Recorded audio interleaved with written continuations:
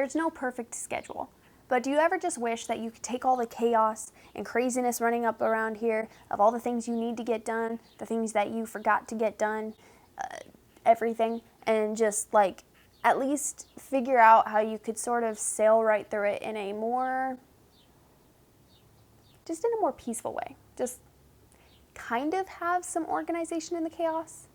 Hello and welcome to my channel, all about our little kingdom and how we do things in accordance with what God decreed beforehand. I'm Hannah and this is Kingdom Decreed.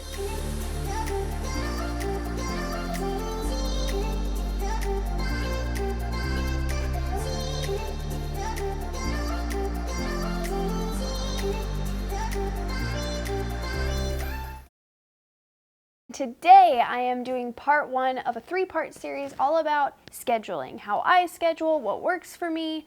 Basically, I spent several years developing a schedule that for me is like a well-oiled machine, fine-tuned to make sure that things get done in my house in an orderly fashion, on time, nothing gets left out, and yet I don't have to do much thinking. I don't have to get overwhelmed by it because all the components, I can't talk. All the components kind of come and work together, and it just, I don't know, it just works. And I can't guarantee it's going to work for you. The whole motto that I like to hold to is sort of along the lines of what works for me probably won't work for you because we're completely different people with completely different homes, completely different husbands, children, whatever it may be. And so what I offer you here today, if I could talk, that'd be great.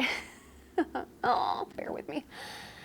What I offer you here today, I really hope that you just take and make it your own. You know, I just hope that you can glean something from this and then take it into your home, fine tune it, make it different, and then share it with me. Just let me know exactly what you did differently. And I mean, I'd love to hear how maybe some of my tips could help you or how you could make my tips better. And maybe I'll get some tips from you. You can follow me on Twitter. I even just started an Instagram. We'll see if that works out or not. I don't know why, but I really just, Instagram isn't my favorite, but maybe I'll get used to it. Maybe I just need time to let it kind of, I don't know, grow on me, but we'll see. Either way, I am on Instagram, I'm on Twitter, I'm on Facebook. Find me anywhere at Kingdom Decreed. That's sort of the handle that I just use everywhere. Without further ado, I'm gonna get started for part one instead of just leaving you hanging any longer. So today I'm talking all about what I like to call opportunity blocks. What is an opportunity block? Basically, it gives sort of a structure to your day while still remaining flexible so that it can be different from day to day, since none of our days are generally exactly the same. For some people, this is more extreme for others. Some people have a pretty strict routine they stick to and others don't. Either way, even for the most strict person who has the most strict routine, not everything happens exactly the same from day to day because there are things that you can't control, outside forces, just things that you can't control. It is not meant to be rigorously followed. It's not meant to be set in stone. It's meant to change from day to day. It's meant to be flexible and just kind of work with you. And I'll get into all of that more in a second. First, I'm going to show you my block schedule a little bit. This is just sort of a look at it. And it's nothing special, it's nothing fancy. You could, of course, like make this as fancy as you want to, or you could even just write it out on a blank sheet of paper. It doesn't need to be colorful, it doesn't need to be anything. This is what I prefer to do. And what I have is 7 blocks, and I've color-coded them. That way my kids can kind of follow along. If need be, the ones who can't count, you can just be like, the yellow block, we're in the yellow block, or the blue block, green block, whatever it is. So a very, very basic of kind of what my block schedule looks like is that my yellow block here, I rise and shine early in the morning. I have 1 hour from 8 to 9 a.m. I get up, I eat a little bit of snack, usually a cup of nuts or something, whatever, out of my food box. I have my tea, I stretch a little bit in the morning. That just helps wake me up. I really don't wake up well. I'm more of a night owl naturally, and I like to sleep in, but my kids don't, and so this is my way of really just getting up in the morning, getting about my day. And that's 1 hour from 8 to 9 a.m. How long should your blocks be? Probably an hour to 4 hours long. I would not go any longer than 4 hours because then you might cram too much into it. I would not go any shorter than an hour, because then you could end up with too many blocks. 7 blocks is already kind of a lot, but I do that because I decided to have those end blocks that are both an hour long in the morning from 8 to 9 a.m. and at night from 10 to 11 p.m.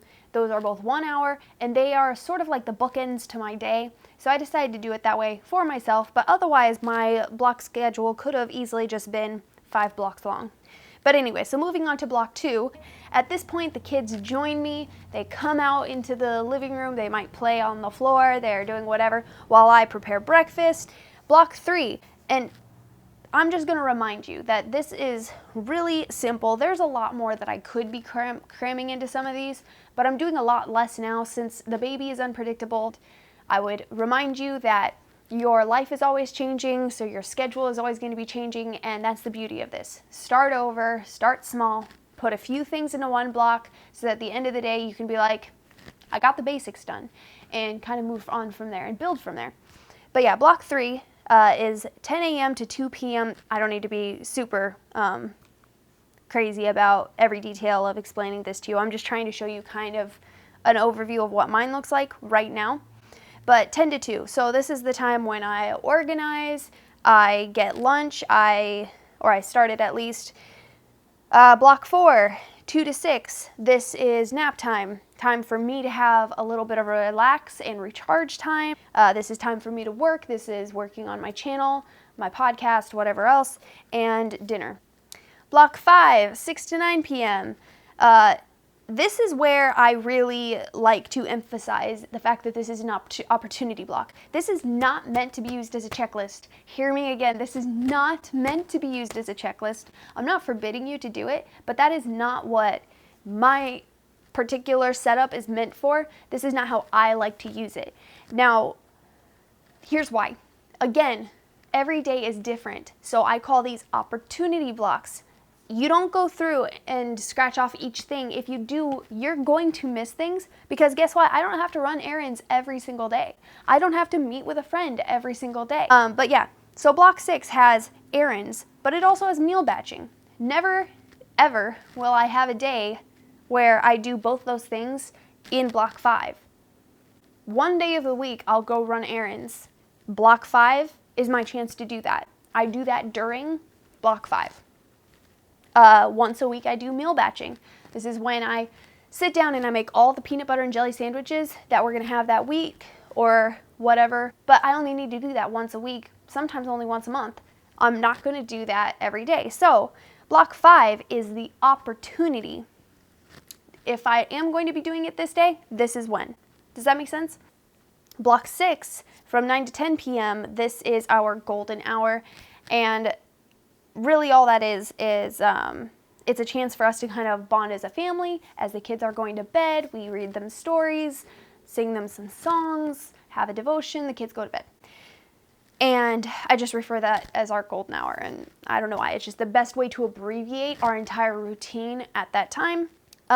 Block 7 is mine and my husband's bedtime routine, and then we go to sleep. Then we have all night to sleep, get some rest, and start over the next day. Now, the biggest thing is, again, this is opportunity. This is not a scratch it off as you go checklist. You have to keep that in mind. Otherwise, this will make you lose your mind, because you are supposed to put things in here that you might only get done once a week or even once a month. And that's why I would encourage anybody who makes their list to stick with it for a certain period of time and make sure that it's not that they've put the wrong things at the wrong times or anything, but give it a few weeks or a month. You might be able to squeeze those things in the allotted time that you've given yourself for them. It just may not be every day. And so that's how the part 2 and part 3 of this whole scheduling system really come in and harmonize with this and make it all work so well. I have a few things written down that are just extra tips, and I'm going to go ahead and mention those now. Make sure you're getting enough sleep. So I would say that the very first thing you should do when you go to make an opportunity block schedule is decide when you're getting up, when you're going to bed. Make sure those are set. Make sure you have your morning routine and your evening routine, and stick to that and build around that. If you're not getting enough sleep, well, then why?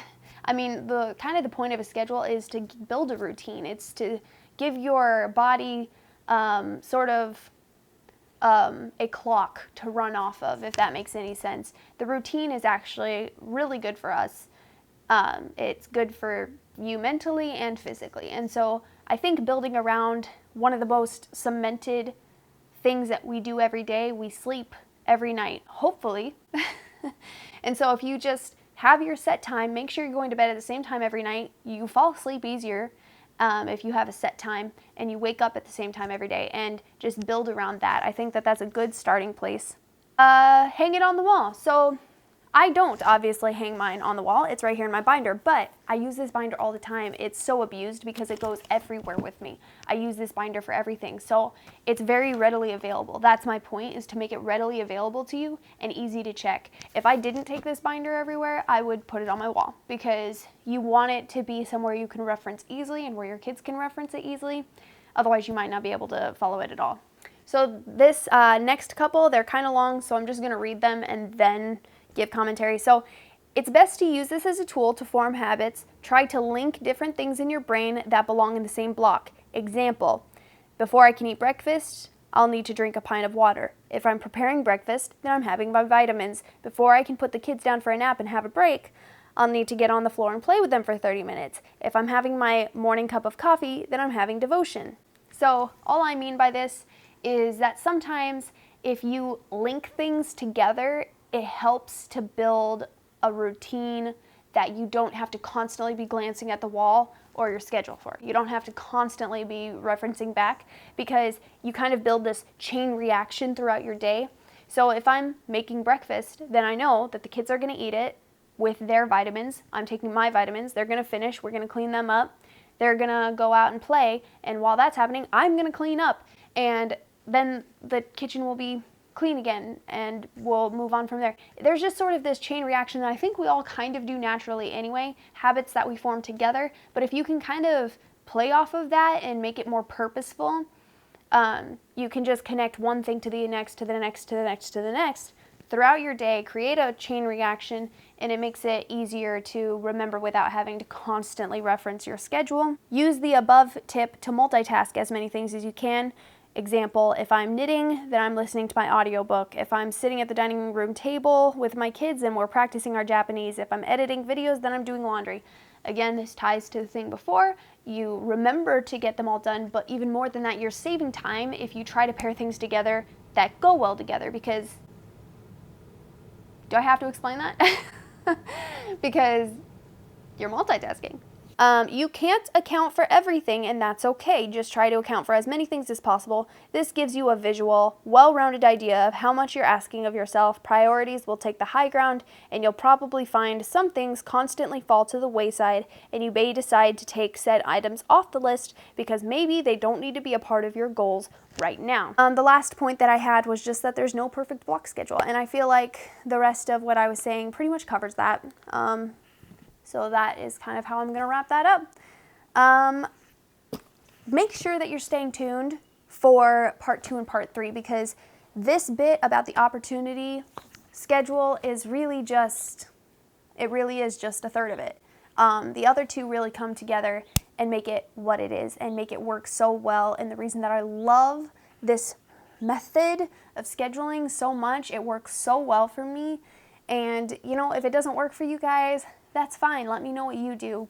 Comment down below. Let not just me, but other moms of this community who may come across this video, let them know what you do differently, because we can all learn from each other, and we can all take, you know, bits and pieces from here, there, and the other place, and put it together and make something that works for us, for our families, for our little kingdoms.